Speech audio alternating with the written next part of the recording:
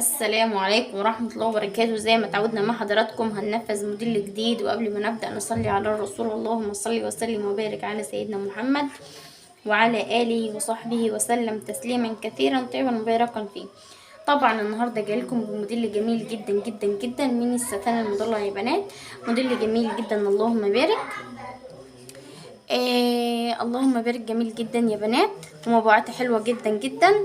بتمنى الموديل يعجبكم. طبعا سهل وبسيط ومش مكلف خالص يا بنات. تمام. نقدر نطلع منه كميات ان شاء الله باذن الله. تمام. اللهم بارك. شايفين يا بنات الجمال، الكارت والالوان بتاعته تحفه تحفه خالص. ان شاء الله باذن الله هنعمل الطريقه مع بعض، سهله وبسيطه خالص الطريقه. تمام. بتمنى الموديل يعجبكم. بتمنى كل اللي يشوف القناه يفعل زر الجرس ويتابعني لكل جديد ان شاء الله باذن الله. ونبتدي ناخد المقاسات ونشوف هنحتاج ايه مع بعض. تمام. الاول يا بنات هنحتاج الخيط ده. طبعا انا شغاله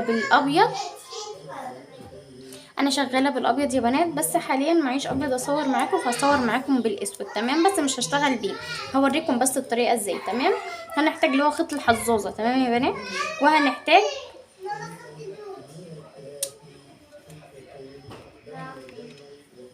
وهنحتاج يا بنات 40 خرزة لولي مقاس 6. تمام يا بنات، 40 خرزة لولي مقاس 6. تمام. وهنحتاج كليبس 5.5 سنتي، وهنحتاج ابرة كبيرة. تمام. علشان نلضم بيها الخرز. تمام. هوريكم ازاي هنلضم الابرة دلوقتي في الخرز. تمام. وهنحتاج قطعتين ستان عرض 4 سنتي وطول 22. هنحتاج قطعتين يا بنات. تمام. وهنحتاج قطعتين 2 سنتي ستان عرض 2 سنتي. تمام. وطول القطعة 11 سنتي. تمام يا بنات. طول القطعة 11 سنتي. تمام. هنحتاج قطعة 6 سنتي من الستان العرض 4. تمام. وهنحتاج قطعتين طول 2.5 يا بنات. تمام. 2.5. تمام. عرض 2 سنتي. تمام يا بنات. بتمنى تكون المقاسات واضحة معاكم. هنبتدي نجيب الولاعة بتاعتنا. تمام. ونجيب الخيط هنبتدي نشيط طرف الخيط.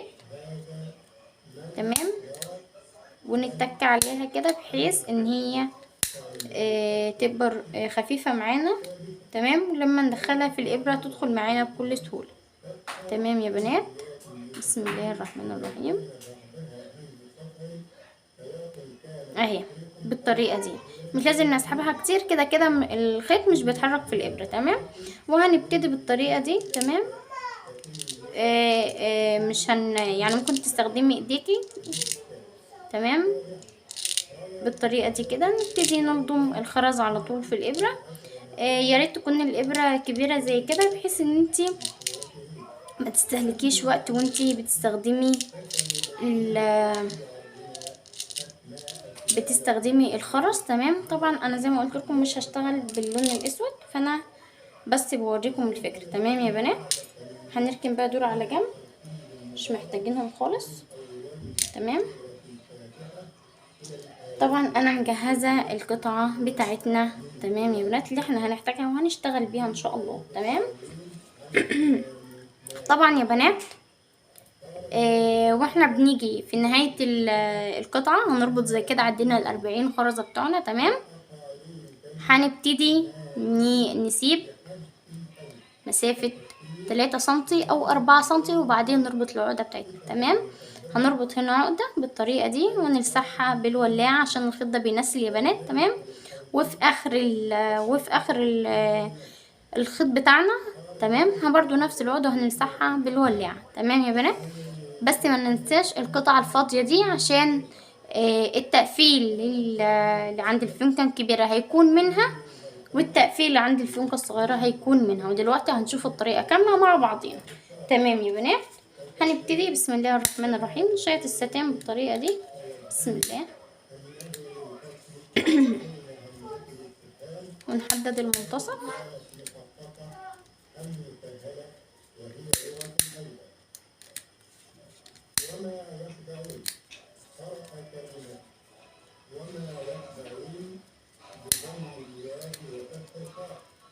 بتمنى الطريقة تعجبكم يا بنات.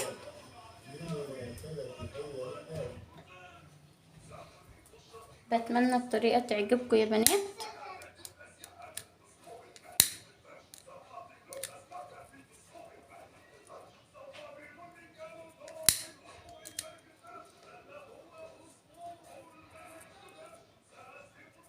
اتمنى تقولوا رأيكم في الكومنتات. احب اشكر كل البنات اللي بتتابعنا. طبعا دي يا بنات هنعمله بقى الشكل المعتاد اللي احنا متعودين عليه في الفيونكات بتاعتنا. تمام بالطريقة دي.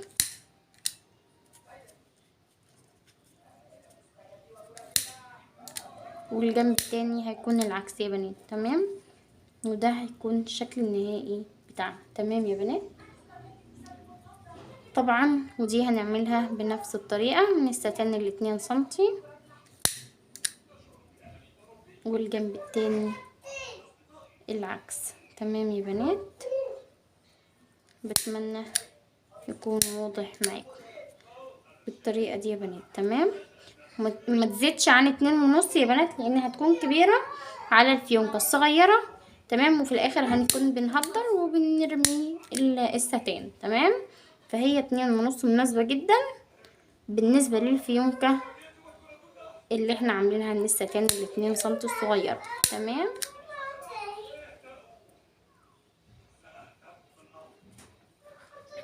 هنبتدي نجيب الابرة والخيط. تمام، بسم الله الرحمن الرحيم.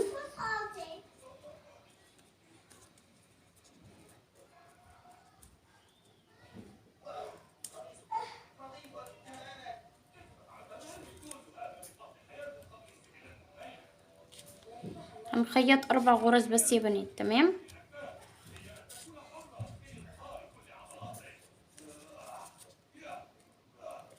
هنخيط الفيونكة الواحدة 4 غرز. تمام يا بنات،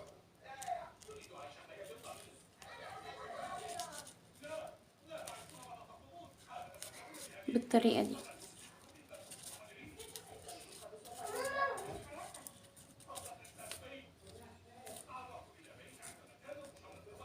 وهنبتدي نشد الخيط بتاعنا بالطريقة دي يا بنات. تمام، ونبتدي نقفل غرزة في الظهر. تمام يا بنات،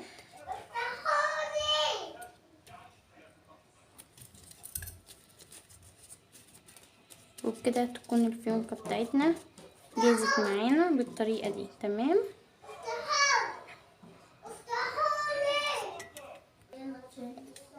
هنبتدي طبعا نجيب القطعتين الستان 2 سنتي. تمام، بنفس الطريقة برضو هنعمل فيونكة عادية خالص، برضو هنعملها 4 غرز يا بنات. تمام بالطريقة دي.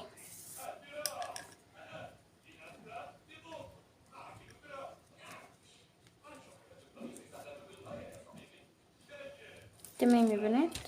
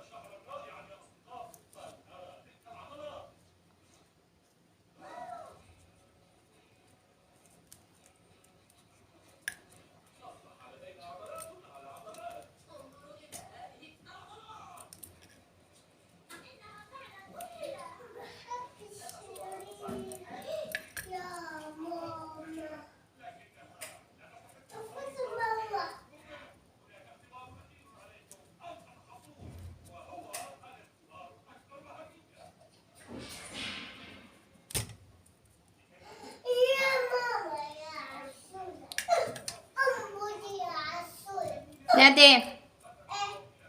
خلاص تمام كده يا بنات، نكون كده جهزنا معانا الفيونكتين بتوعنا. تمام.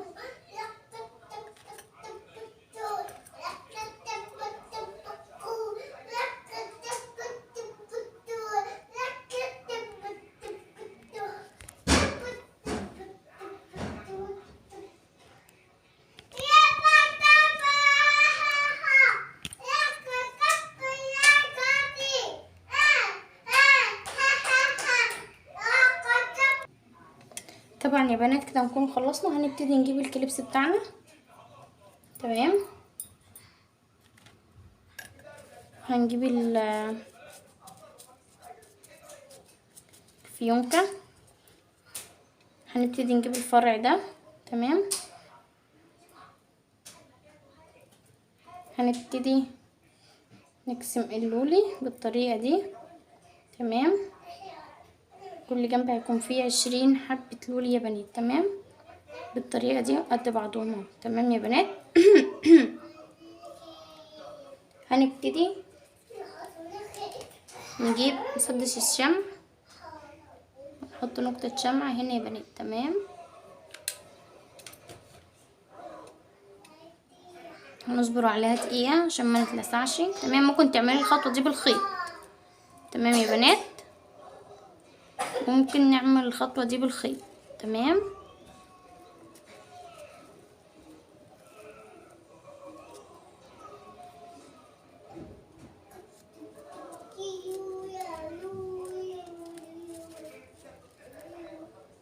بالطريقة دي يا بنات نكون ثبتنا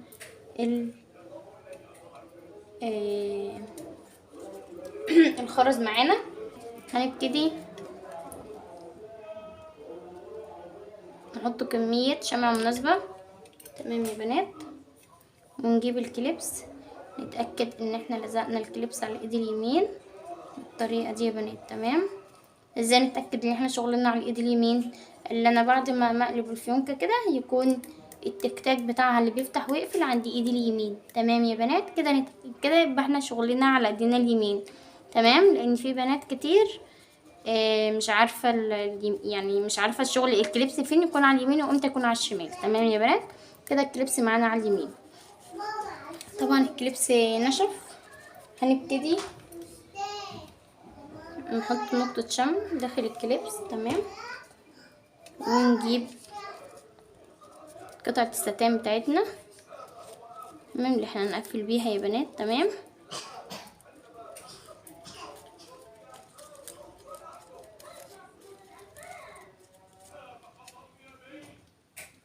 ونحط نقطة شمع كويسة يا بنات هنا، ونبتدي نقفل الموديل بتاعنا بالطريقة دي يا بنات. تمام.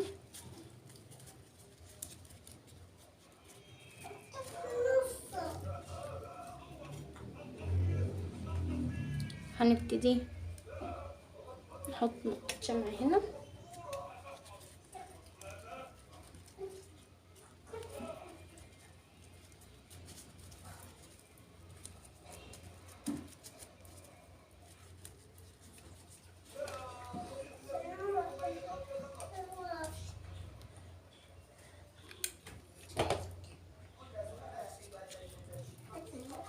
تمام.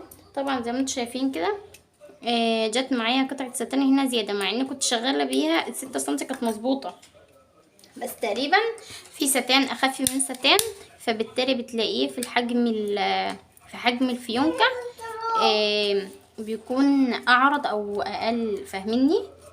بتمنى تكون المعلومة وصلت لكم. تمام. بالطريقة دي يا بنات نكون جهزنا الفيونكة بتاعتنا وخلصناها. تمام. هنبتدي لاخر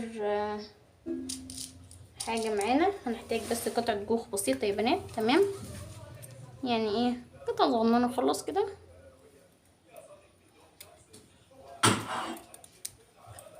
هنستخدمها. تمام. هنحتاج قطعتين صغيرين خلاص يا بنات.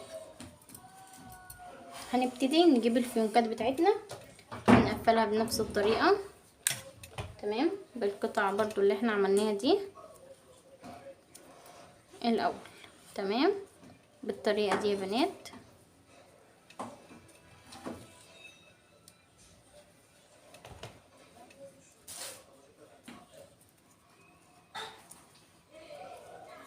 اهي يا بنات كده قفلنا اول واحدة، هنقفل التانية.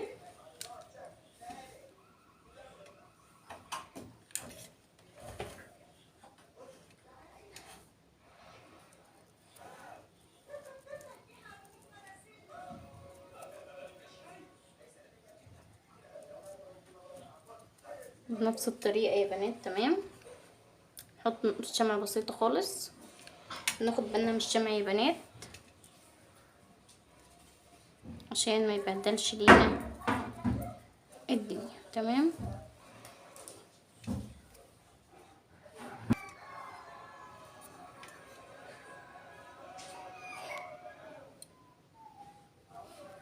تمام يا بنات، هنبتدي طبعا كده احنا معانا اخر حاجة معانا، تمام يا بنات. هنبتدي نجيب الفيونكة بتاعتنا، تمام، ونحط عليها من بره كده نقطة شمع، تمام.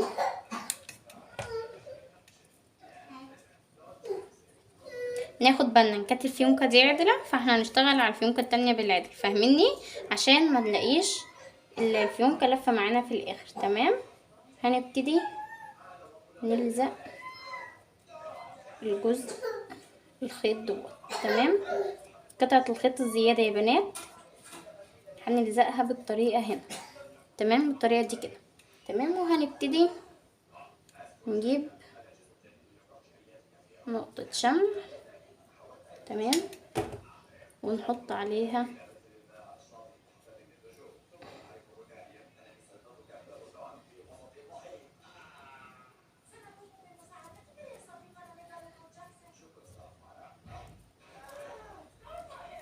قطعة الجوف بالطريقة دي، تمام يا بنات.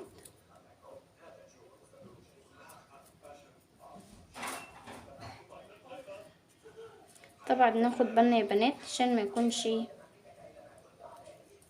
الشمع كتير ويبهدل معانا الدنيا خالص، تمام. هنبتدي برضو نشتغل الجزء التاني بنفس الطريقة، نحط نقطة شمع على الفيونكة هنا، تمام، ونبتدي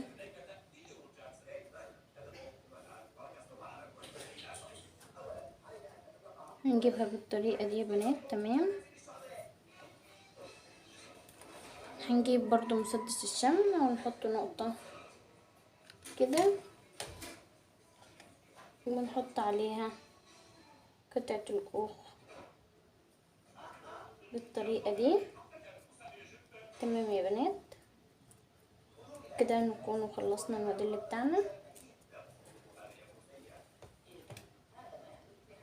موديل سهل وبسيط مش مكلف خالص يا بنات. بتمنى الموديل يعجبكم.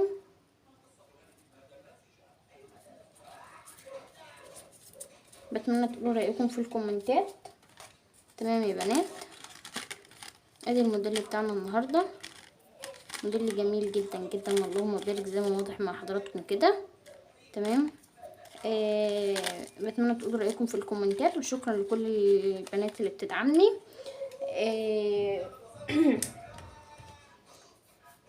شكرا لكم وجزاكم الله خيرا، والسلام عليكم ورحمة الله وبركاته، ودمتم في رعاية الله وحفظه، مع السلامة.